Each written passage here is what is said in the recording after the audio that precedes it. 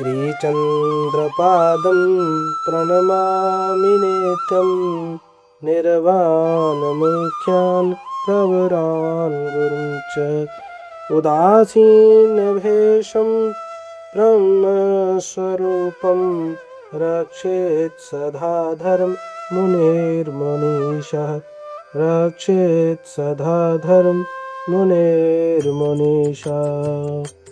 ओम ओम। आज का जो हमारा विषय है, मनुष्य जीवन का वास्तविक उद्देश्य क्या है।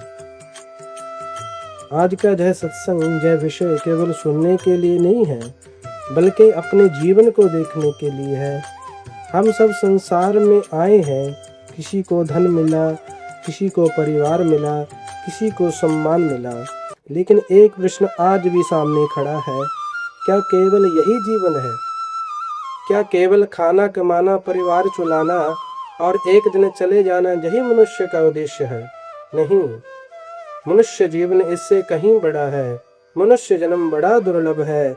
संतों ने कहा है, बड़े भाग मानुष तन पावा, सुर दुर्लभ सब ग्रंथन गावा।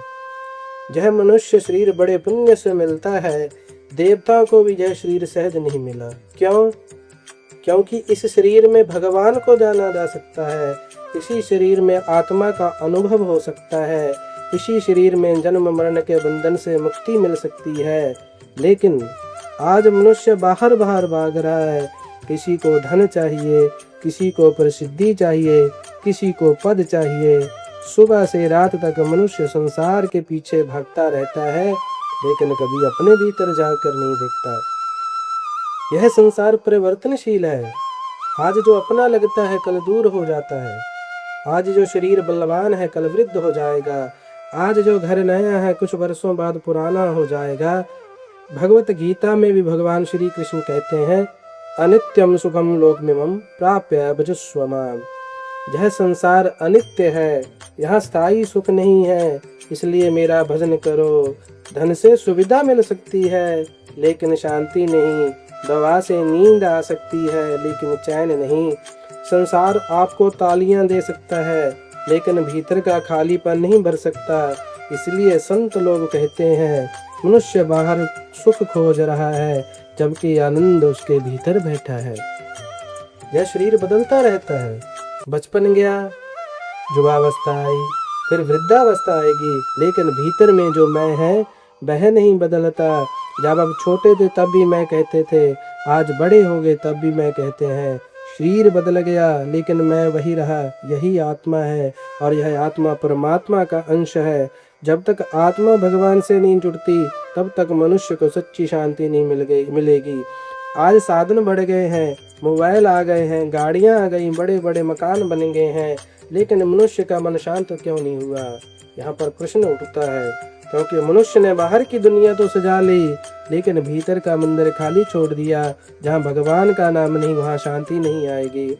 जिस घर में भजन नहीं है, जहाँ सत्संग नहीं है, यहाँ प्रेम नहीं है, वहाँ धीरे धीरे अशांति आने लगती है। कलयुग में सबसे सरल साधना है भगवान का नाम। रामचरितमानस में भी कहा गया है, कलयुग केवल नाम आधारा, सुमिर सुमिर नर उतर है पारा। कलयुग में भगवान का नाम ही सबसे बड़ा सहारा है। जब नाव नदी में डगमगाती है तो नाविक पतवार पकड़ता है, वैसे ही जीवन डगमगाए तो भगवान का नाम पकड़ लो। नाम में बड़ी शक्ति है प्रिय बंधुओं। जिस मन में क्रोध था, नाम उसे शांत कर देता है। जिस हृदय में भय था, नाम उसे निर्भय कर देता है। जिस जीवन में अंधकार था, नाम वहाँ प्रवेश भर देता है। एक बार की कथा है, एक संत नदी किनारे बैठे थे। एक आदमी उनके पास आया और बोला, महाराज मेरा मन बहुत अशांत है। संत ने पूछा, तुम क्या करते हो? उसने कहा, धन कमाता हूँ, व्यापार करता हूँ, परिवार संभालता हूँ। संत बोले, भगवान को कब याद करते हो? वह आदमी चुप हो गया। संत मुस्कुराए और बोले, जिसको तुमने जीवन में सबसे पीछे रखा है, उसी के बिना शांति खोज रहे हो। यही हमारी स्थिति है। हम भगवान को समय बचने पर याद करते हैं, लेकिन संसार को पूरा समय देते हैं। सत्संग केवल सुनना नहीं है, सत्संग का अर्थ है सत्संग के सत्य के संग बैठना। सताम संगा इति सतसंगा। सज्जनों के संग संग करना। संतों की वाणी सुनते सुनते मन बदलने लग जाता है, विचार बदलने लग जाते हैं, जीवन पवित्र होने लगता है। इस जैसे इत्र की दुकान में बैठे तो सुगंध अपने आप आने लगती है, ऐसे ही संतों की संगति में बैठने से जीवन में भक्ति आने लगती है। इसलिए प्रतिदिन थोड़ा समय सत्संग को दो, एक दिन जहर शरीर छूट जाएगा। जो आज लोग हमारे आसपास हैं, एक दिन सब छूट जाएंगे। शमशान तक लोग साथ जाते हैं प्यारे, उसके बाद मनुष्य अकेला चला जाता है।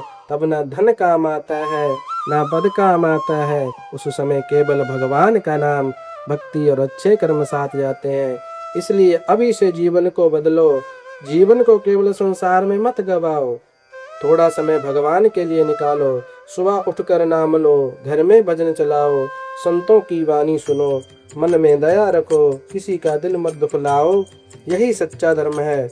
और याद रखो, जो भगवान को भूल गया वह सब पाकर भी खाली रह गया, और जिसने भगवान को पा लिया उसे फिर कुछ पाने की आवश्यकता नहीं रहती।